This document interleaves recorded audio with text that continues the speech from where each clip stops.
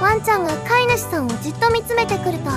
可愛いなって思いますよね。でも実はあの視線、ただ見ているだけじゃないことがあります。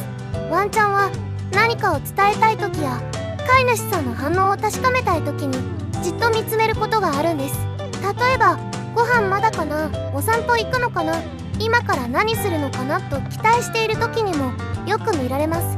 他にも不安な時に気持ちを確かめたくて見つめたり、次の合図を待っていて視線を向けることもあります。つまりあの視線は甘えているだけではなく、気持ちや要求を伝えようとしているサインかもしれません。もちろんただぼんやり見ている時もありますし、全度が同じ意味とは限りません。でもワンちゃんがどんな場面で見つめてくるのかを見てみると、気持ちが少し分かりやすくなるかもしれません。皆さんのワンちゃんはどんな時にじっと見つめてきますか？コメントで教えてね。